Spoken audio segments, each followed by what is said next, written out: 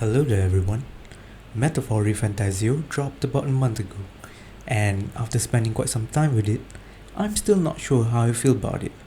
The game is starting to get a lot of attention lately, especially after earning a nomination for Game of the Year at the Game Awards. But here's the thing, I'm conflicted because I love the Persona games and I just don't really think that it currently deserves that nomination. So, the game was developed by Studio Zero, basically a new team, but it's stacked with the old talents from the Persona series. This game carries a lot of familiar DNA. Same design, same composer, same director, a lot of same gameplay. But does that mean that this game is a lazy cash grab banking on nostalgia? I don't think so too. That's why in this video, I'm gonna give you my unfiltered thoughts on what I think Metaphor Fantasio got right and where I think it kinda stumbled. Now, let's start with the world and story. The game is set in Uchronia. It's a fairly standard fantasy world with some unique twists. Instead of the typical races like elves or dwarves, we get Clemars, Mustaris, and Ishkias, and some other races. There's also the curious additions of ruins resembling modern buildings, and colossal monsters called humans. Not that human, this human. Well, it's intriguing, but honestly, the world itself didn't really wow me. It felt like a solid 6 out of 10. It's a functional but forgettable world.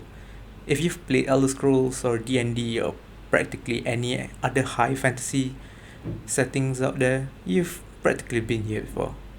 Now, the story? It had potential. Definitely had potential. The first half is gripping, opening with a regicide and a journey to save a sleeping prince. He's asleep. Well, there are strong character moments and the pacing is solid. Well, at first at least. The second half, not so much. Why? Well, second half gets bogged down with unnecessary dungeons and you fight the villain, Lewis here, like 4 times as I remember. Meanwhile, Forden, the guy practically pulling all of the strings that was going on in the game, just gets killed off like that. We didn't even get to fight him. Why? I don't know. Ask Atlas.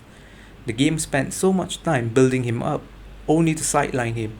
It's frustrating because it feels like the narrative misses the payoff it's building towards. Still, the first half had some standout moments, especially my favorite scene where the main trio, Hulkenberg, Stroll, and the protagonist, were banging pots and pans in a cave to call out Heisme, who had sensitive hearing. That to me definitely saved the story from complete mediocrity. I'll give the story a 7 out of 10. Now, if you've played the recent Persona games, like especially Persona 5 Royale and Persona 3 Reload, you'll basically feel right at home here. The turn-based combat is familiar, but the archetype system adds a refreshing twist. Think of it as a job system. Every character can equip any kind of archetype, each with its own skills and uses. It's fun to experiment, but grinding to unlock the higher tier archetypes, especially the Royal archetype, which is the last type of archetype that everyone can unlock, feels excessive and bullshit. Combat itself is solid. You can restart battles with a time rewind mechanic. You have a special technique called synthesis where you can do team attacks. And outside of combat, you have pre-fight interactions in the overworld where you kind of attack the enemies in real time. Doing that will actually give you an advantage when you do decide to enter turn-based combat. But if you're strong enough, you can actually kill it in the overworld itself. Now, the game forces you into some repetitive fight later on, which does drag down the experience, just like how I mentioned we fought Lewis like 4 times. Social gameplay works similarly to the Persona social links, though you don't have to pick the correct answers to rank up this time. That said, I was actually kinda surprised that there were no romance mechanic, especially now that we have an adult cast. Although I feel that this lack of romance fits the story, it did feel like a missed opportunity. Overall, gameplay gets a 7 out of 10. It's good, but the grind and late game repetition definitely held it back. For me, the heart of any Atlas game is in its characters, and here, Metaphor definitely did not disappoint. Sure, there's a smaller cast compared to the usual Persona games, but what we get here is definitely quality over quantity. The social bonds are meaningful, and watching the ensemble grow feels rewarding.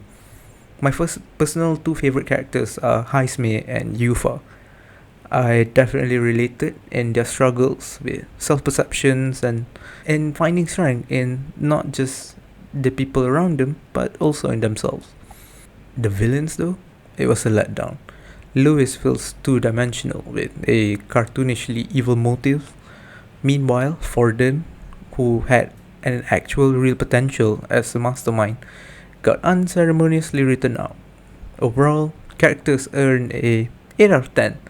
They're memorable, even if the villains were kind of boring. They kind of fell flat.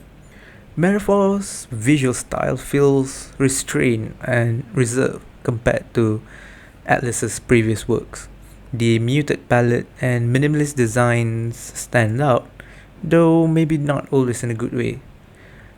My assumption, this muted colors and minimalist design is done to differentiate the humans, the monsters in the game that has bright, vibrant colors and odd designs to contrast with the characters in the game.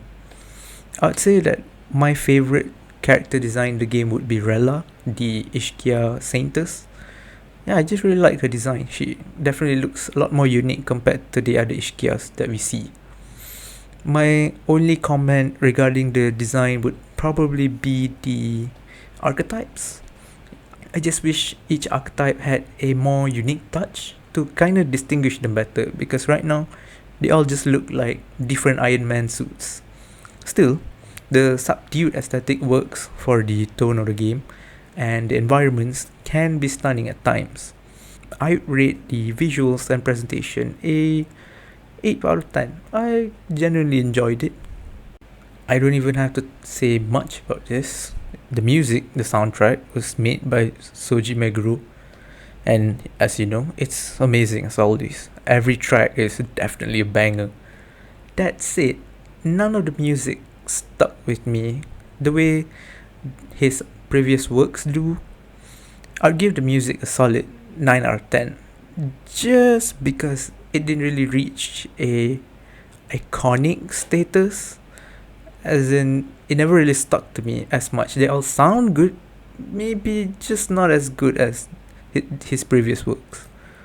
To end of that, Metaphor Refantazio is a solid JRPG with some great ideas and stand-up moments, but it's uneven, pacing, bloated second half, and underwhelming villains definitely bogged it down.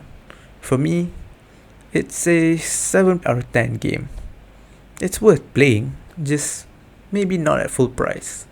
If you're a fan of Persona, or if you're a fan of JRPG in general, do give it a shot, or wait for a sale, because I do think it's an experience that you should at least try once.